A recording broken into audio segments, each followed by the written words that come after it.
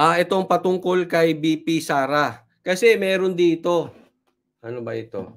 420% ang itinaas dyan sa government arsenal. 420% ang itinaas na budget patungkol dyan. 450 billion itinaas. May nabibili bang baril? May nabibili ba? Kasi nagkaka-issue dyan sa West Philippine Sea na yan eh. Pakinggan natin ito ha, sana madinig nyo. Tusin ng 420% batay sa ulat ng komisyon. Walang dalang sandata sa kabila ng ginagawang pagpapangka at pagngangaknak. Kasabay nito ay pinuna ng senadora ang kakulangan sa pangunahing produksyon ng mga armas at bala ng Government Arsenal o GA noong nakarang taon kahit na tumaas anya ang gastusin ng 420%. Batay sa ulat ng Commission on Audit o COA, hindi nakapag-produce ng sapat ang GA. Isang ahensya sa ilalim ng Department of National Defense ng mga maliliit na armas at bala kahit na naglaan ng halos 455 bilyong piso mula sa kanilang budget para sa Maintenance and Other Operating Expenses o MOOE ng taong 2023 kumpara sa tanging 87.4 bilyong piso lamang noong 2022. Yan, nadinig po ninyo? Maliwanag po ba? Ito yung ine-explain ni Amy Marcos, sabi niya. Okay? Bakit ba lagi tayong China ng China? Kasi alam mo may problema tayo dyan sa China na yan. Bago natin i-explain yung tumaas yung gastusin na yan, medyo kaduda-duda, no? Explain muna natin. Gaya ng sabi ng title natin, ng thumbnail natin, ako po, lihitimong naniniwala na yung problema natin sa China ay artificial. Hindi po yan totoong problema. Kaya wag po kayong kabahan dyan. Bakit? Ngayon lang naman tayo nagkakaproblema sa China. Dati naman hindi natin problema yan eh. Dati ang problema natin, kano.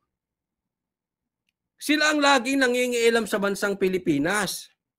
Bakit bigla-bigla na lang, starting 2022, may problema tayo sa China? Diba?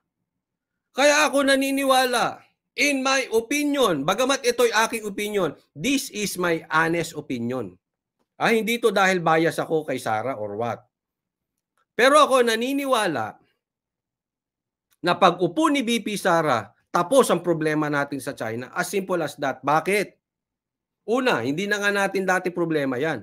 Pangalawa, kaya lang naman na nagkakagipitan dyan, because of the EDCA. Paulit-ulit nating sinasabi yan. Pag-upo ng Duterte, wala na yung EDCA. Wala na tayong problema sa China. Magkakaroon tayo ng magandang relasyon. Gaya before. Ngayon lang yung 2022, 2023, 2024 nangyari ang problema natin sa China.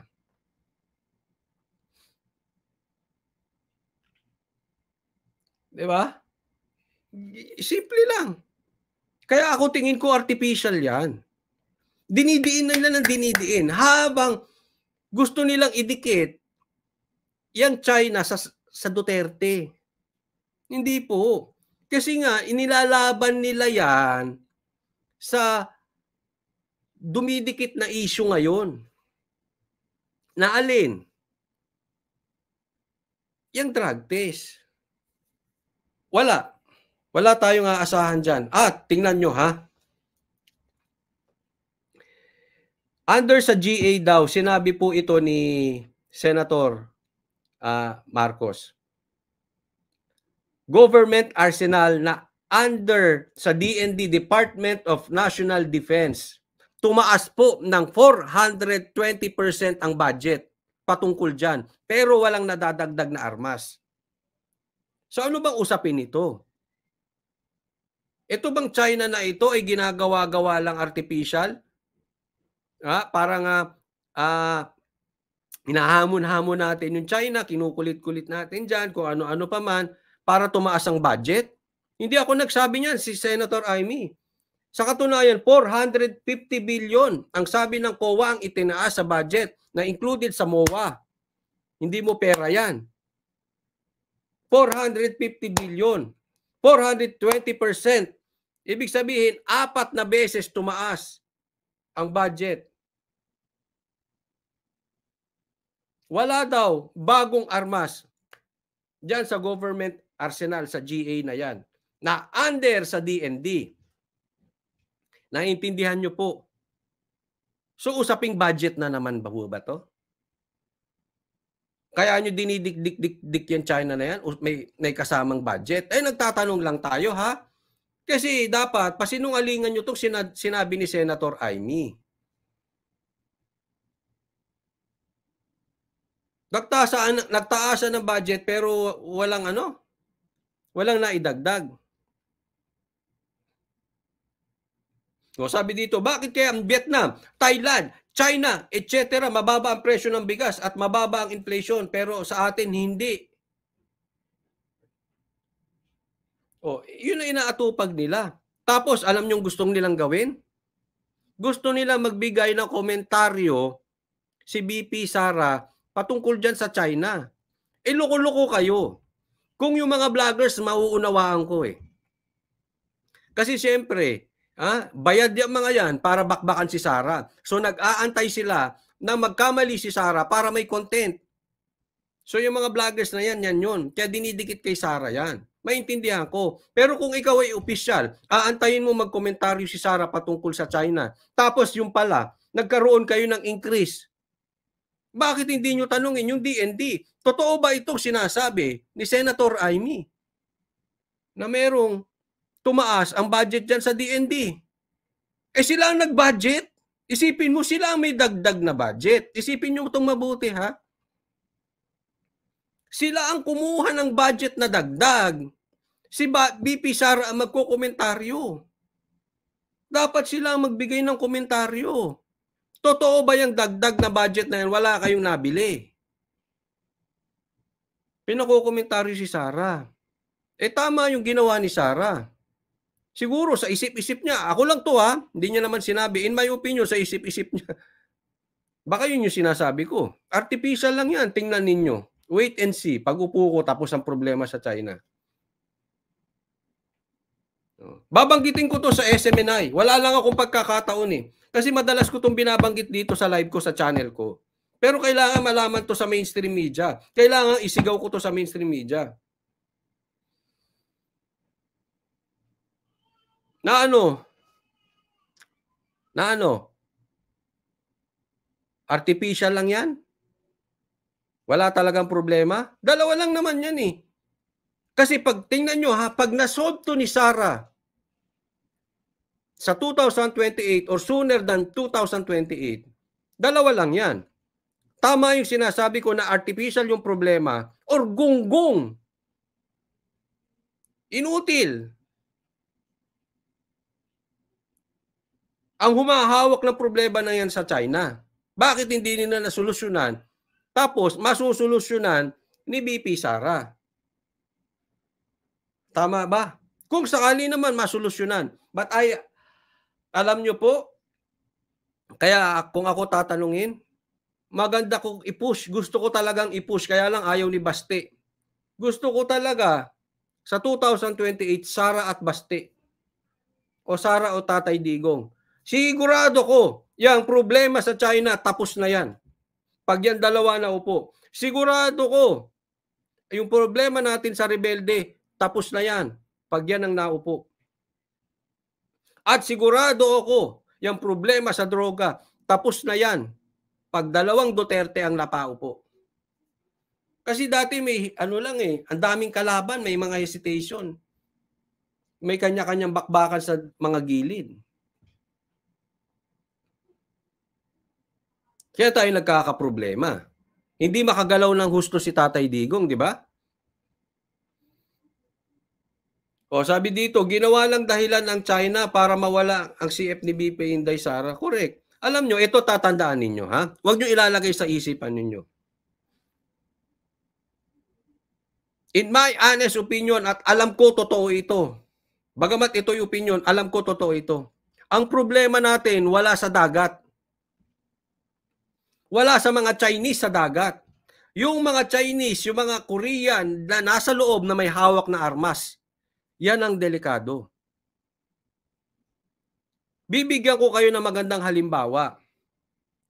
Kadalasan ang problema, ang sumisira sa atin, hindi galing sa labas, galing sa loob.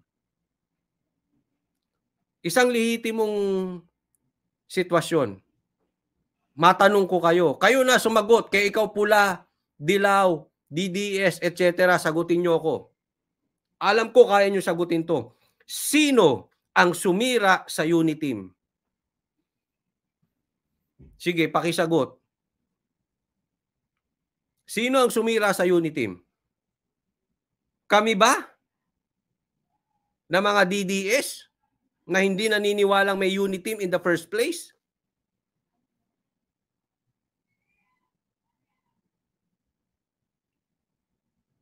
Sino sumira sa Uniteam? O sabi dito ni Saldi, si Tamba Luslos. Si Tamba, yan ang lumalabas o. Basahin nyo komentaryo. Sige, sumagot kayo, makadilaw, makatulpo, makaontiberos, makapula, makatamba Luslos. Sino ang sumira sa Uniteam? Kami ba? Ang Uniteam nasira galing sa loob. Huwag niyong kakalimutan yan. SMNI nga nilalaglag eh. Nagkaroon ba ang problema ang SMNI sa aming mga DDS? O dun mismo sa member ng Uniteam? Kaya tigil-tigilan nyo kami dyan sa pagpapakanan nyo ng China na yan. Pakanan nyo yan eh. Pakanan lang yan. Yan nga sinasabi nila, Senator Amy, wala naman tayong problema dyan. Why?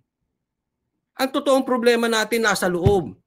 Gaya ng halimbawa ko sa inyo, ang totoong sumira sa Uniteam ay yung mismo miyembro ng Uniteam. Puto Maya, maraming salamat po. Sabi niya, Duterte sa 2028. Nako, how I wish. How I wish. Maraming salamat Puto Maya.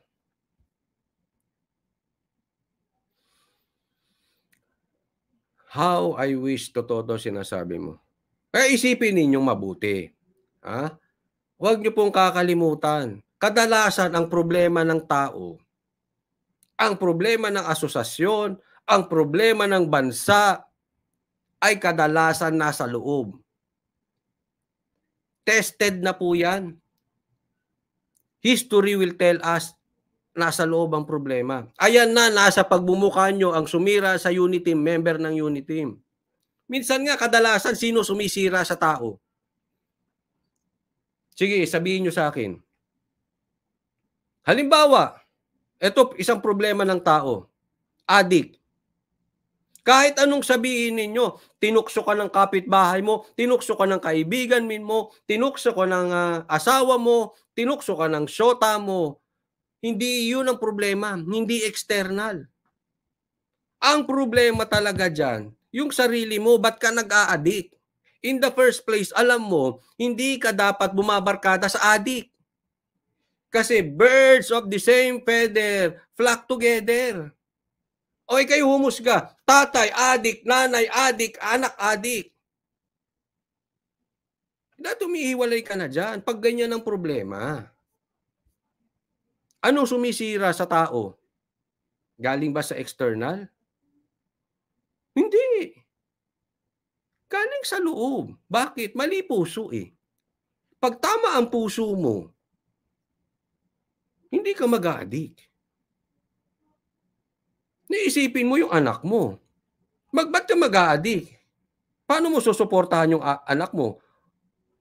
Kulang na nga sa pagkain eh, mag-addict ka pa.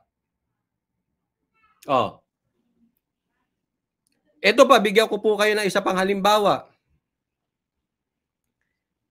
Gagayahin ka ng anak mo. Humanap ka, wag po kayo magagalit sa akin, real talk tayo. Humanap ka ng mag-asawang addict, tendency anak addict din. Nagagaya yan eh. O, di ba?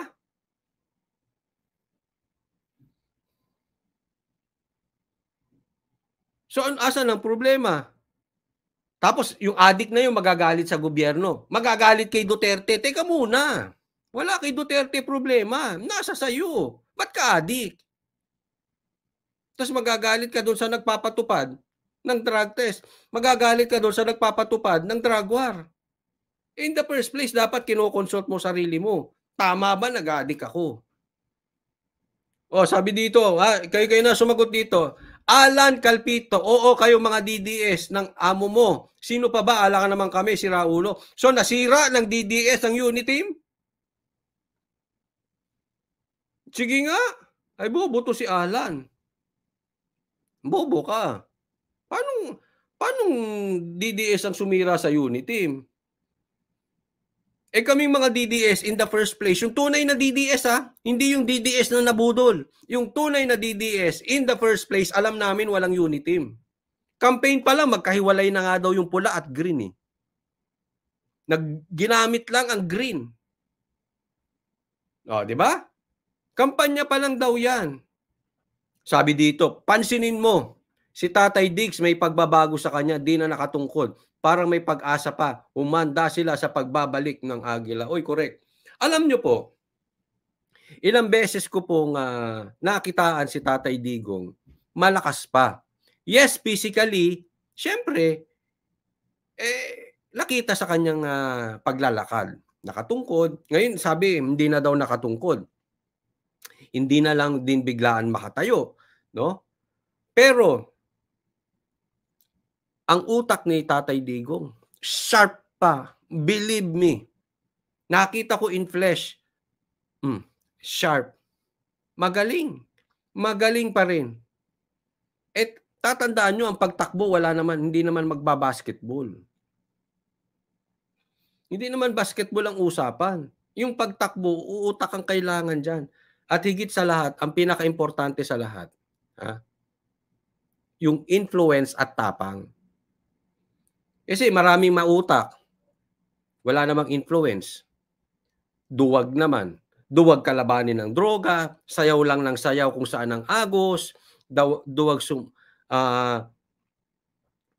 lumihis sa uso-uso. Kasi tatandaan natin may uso-uso, di ba? Pero kung mali, lilihis ka ba? Hindi. Puto Maya, I believe this. Die hard Duterte ako, ginamit lang si Inday Sara para manalo sa eleksyon. Hindi lang po si Inday Sara. Pati SMNI ginamit. Pati si Pastor Kibuloy ginamit. Tapos ngayon nilalaglag.